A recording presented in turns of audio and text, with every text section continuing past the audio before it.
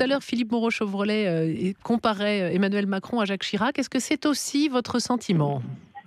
Est-ce qu'il y a quelque chose de Écoutez, Chirac chez lui ? oui, d'abord, j'ai trouvé que la passation... Allô ? Allô ? Je vous entends très bien, allez-y. La passation de pouvoir était plein de dignité et de respect. Et puis, oui, j'ai retrouvé cette façon d'aller au devant des Français, une attitude que j'ai connue avec Jacques Chirac. On reste pas enfermé, il y a une volonté d'aller vers celles et ceux qui viennent vous regarder et vous applaudir. Oui, il y avait quelque chose de très similaire. Jean-François Killy. Jean-Louis Debré, une question Oui. toute simple. Vous n'avez plus obligation de réserve, donc je pense que vous pouvez y répondre. Qu'est-ce qu'il faudrait à Emmanuel Macron pour attirer à lui des personnalités des rangs des Républicains et accessoirement, vous verriez qui, vous, à Matignon ? Alors, moi, je sais, il m'arrive de commenter l'actualité, jamais de prédire l'avenir. Donc, je ne sais pas. Simplement, je crois qu'aujourd'hui, il y a un fait. Depuis la première fois depuis la Ve République, les deux grands partis traditionnels, la droite et la gauche, n'étaient pas au second tour des élections présidentielles. Ce n'est pas un hasard. Il faut donc une recomposition de la vie politique. Et je retrouve des accents gaulliens pour dire qu'il faut dépasser la notion de droite et de gauche.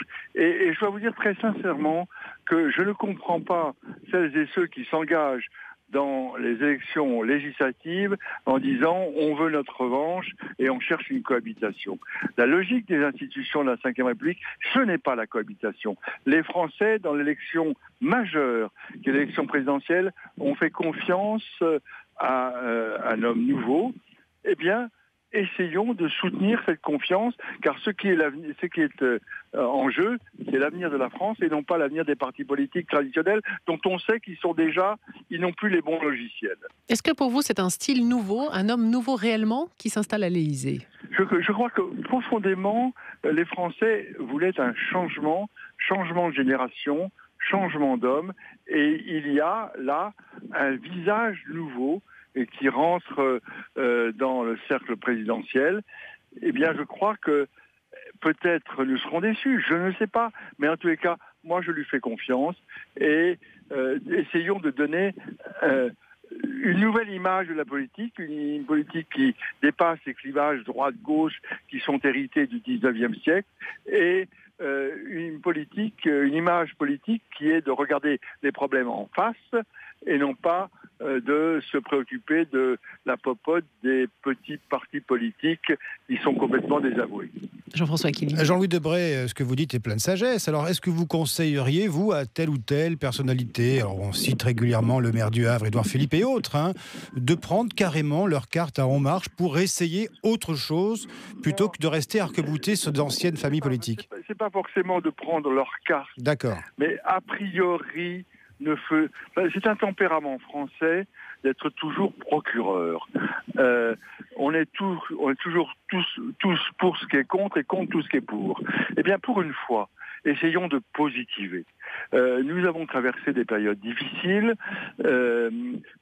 Très intelligemment, Macron s'est inscrit dans cette lignée des présidents de la République. Eh bien, continuons à avoir comme ambition l'avenir et non pas le rétro-pédalage vers le passé. C'est ça qui m'importe. Alors, je pense qu'aujourd'hui, les partis politiques tels qu'on les a connus sont terminés. Ils sont obsolètes. Ils n'ont plus rien à dire, plus rien à programmer. Et d'ailleurs, j'en veux pour preuve qu'aucun des deux grands partis politiques n'était au second tour des présidentielles. Eh bien, prenons acte de cela et que les partis politiques traditionnels remettent en marche leur logiciel. Et le logiciel des Français aujourd'hui, c'est de se retrouver tous ensemble. Jean-Louis Debré, la journée d'investiture d'Emmanuel Macron, vous en retiendrez quelle image ? Alors, j'en retiendrai plusieurs choses. D'abord, contrairement à ce qui a été dit, tous les présidents de la Ve République n'ont pas été élus au suffrage universel.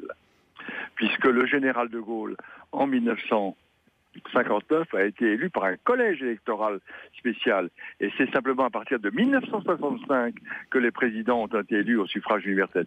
Et contrairement à ce que j'ai entendu dire, donc ça, je retiendrai cette erreur historique. Deuxièmement, et d'ailleurs, avec le souvenir que lorsque le général de Gaulle a instauré le suffrage universel, les partis politiques traditionnels étaient contre l'élection du président de la République au suffrage universel. Moi, j'en retiendrai de la dignité, du respect, comme d'ailleurs l'investiture. On n'est plus dans la fête à neuneux. On est dans la direction de la France à une période difficile et avec un homme qui est de bonne volonté, qui veut rassembler au-delà des clivages traditionnels. Et c'est ça qui m'importe.